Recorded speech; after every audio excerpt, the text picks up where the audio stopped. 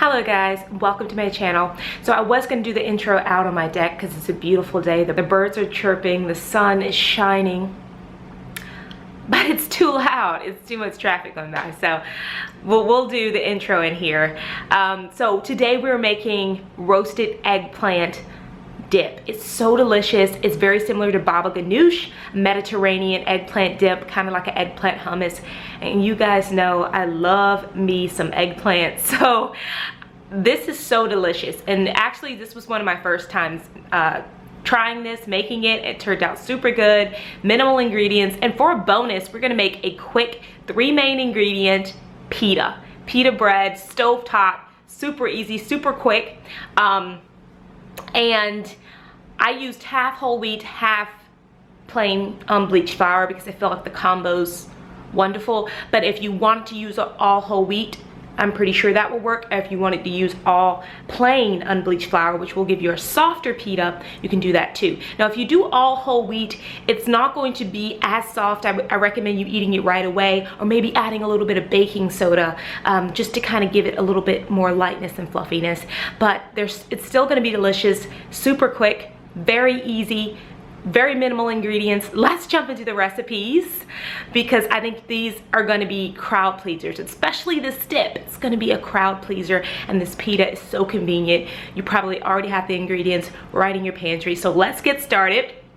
Hope you like it, and let's make some dip and pita bread. Come on, let's make some Mediterranean food. So for our dip, we're starting out with roasted eggplant. So you can do this with olive oil. I recommend it if you're not oil-free, but if you are oil-free, you can do this without oil. And I actually did it both ways just to see if it works. Now I did find on the oil-free ones, the skin is a little bit more rubbery, but not so much different. So anyways, you wanna roast this at 450 for 25 minutes, and since my oven's been acting weird, I roasted it at 400 for 30 minutes because my alarm has been going off when my oven gets the heat's too high lately. I don't know why, but so we want to start off. We just used one eggplant. First things first is the eggplant. All right, eggplant's in there. Just kind of got some fresh parsley here, and then we have look at that color, beautiful. Then we have 2 garlic cloves. If you're not crazy about garlic, you could reduce it to 1 probably. And then we have our beans. We have 1 can that I have rinsed and drained of white beans. Okay, so that's going in there. We are going to put in our spices. You want some salt and pepper, about a teaspoon, 1 teaspoon of cumin, and then I've got a little bit of paprika. Salt and pepper to taste. If you have a salt substitute, you can use that as well. And yeah, so next we're gonna want some lemon. So I'm squeezing in 1 large lemon. Okay, that's good in there. Like I said, I threw in some pepper as well, salt and pepper to taste. And then last but not least, to make this creamy, and again, this is very similar. This is just a take on baba ganoush.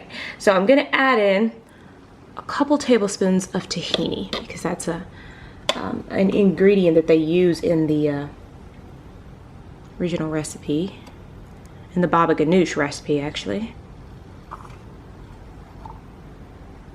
Okay, I'm going with 3 tablespoons here, and then if I want it a bit creamier, I'll add in another tablespoon. We are going to blend. Time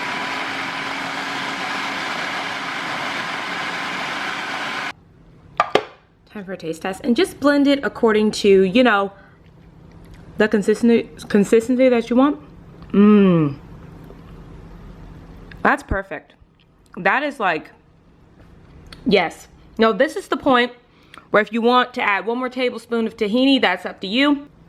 Season it. If it's not seasoned as much as you want, add more salt, more pepper, paprika. I've been adding this to like everything. So I might add some of this, more salt and pepper, and a little bit more cumin. And then that, look, it is perfect. It is like So perfect. So again, if you want to add in another tablespoon of tahini, you are free to do that. So yeah, season it up to your taste and then serve.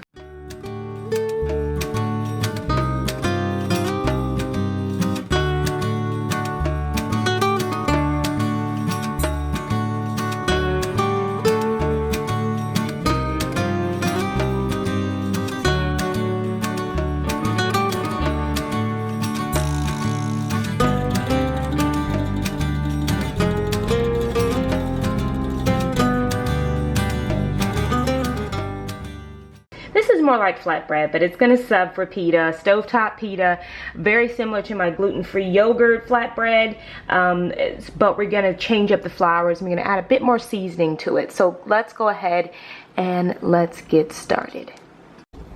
Okay, so the flour, we're using half whole white wheat and half plain flour. We've got a half a cup of dairy-free yogurt. We've got some sea salt. I've got some sea salt here. We're going to use a little bit of baking powder. I've got some za'atar seasoning, which is, you know, for Middle Eastern seasoning. I've got some garlic powder. And yeah, I mean, all you basically need is the flour, the yogurt, and a bit of salt. And basically, that's really all that you need here. And of course, you need a little bit of baking powder. All right, so we're just going to dump it in the bowl. Flour. We're going to go ahead and add our seasonings here. A little bit of salt. I recommend you season this up or it's not going to really taste like anything. Za'atar seasoning in here. Some garlic powder. Okay. And then we're going to throw in some baking powder. Okay. So you need about a teaspoon of that.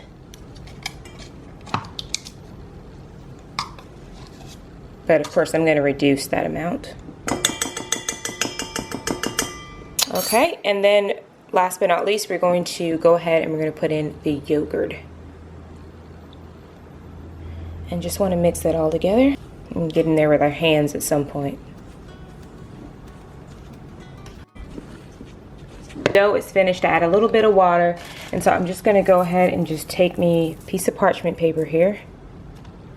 Just plop this onto the parchment paper, and we're going to go ahead and make our pita breads.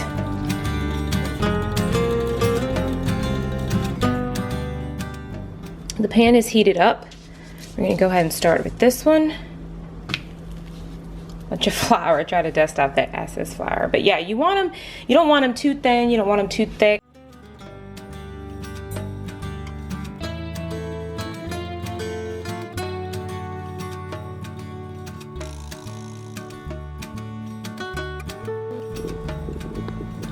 Bubbles. Alright, let's check it. Flip that over. And I have it like on medium heat or so. It's rising up. Push it back down and we'll get maybe a little bit of air pockets on the side.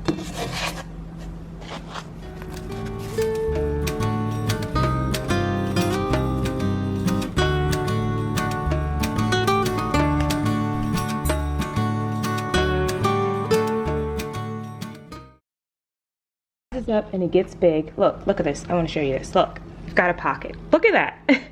Isn't that crazy? Like, remember when the bread puffed up and I pressed it back down? So we have stovetop pitas, guys, that took only a few minutes. Simple, quick, really quick, really easy. So anyways, I just wanted to show you guys that. I recommend that you eat this pita the day of. You could save it and warm it up the next day, but I would say serve it immediately. It's the best when you serve it immediately. And I like to brush a little bit of olive oil and za'atar, the Middle Eastern seasoning on it. Like make that little mixture. But you do you guys.